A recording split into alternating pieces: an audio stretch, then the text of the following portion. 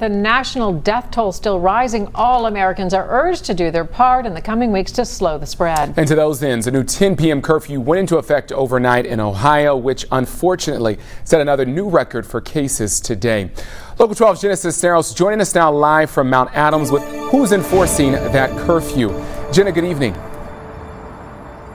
Kyle, good evening to you. And a local spokesperson from the governor's office tells me that this enforcement will come down to local law enforcement as well as the health department. But the question becomes, will these local agencies be enforcing this curfew?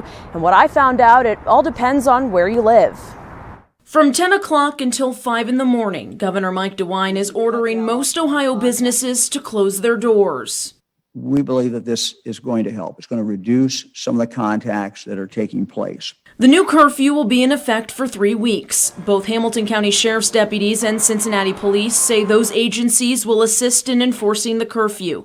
In a statement, Sheriff Jim Neal says those who violate the curfew will first receive a verbal warning.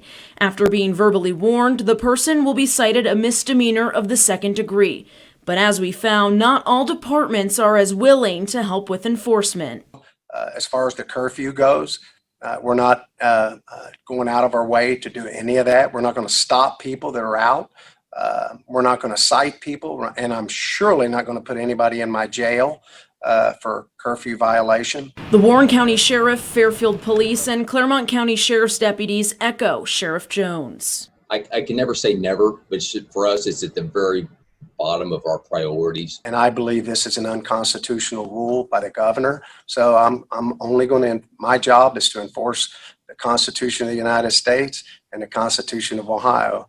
Now, if they change the law and make this a law, I would review it. And while enforcement may not be on the top of their priority list, these local agencies are hopeful people will abide by the curfew on their own with the intention to help slow the spread.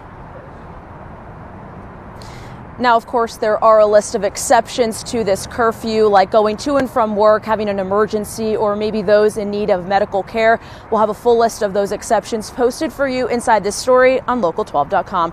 For now, reporting live in Mount Adams, Jenna Cisneros, Local 12 News. Jenna, thank you. Let's take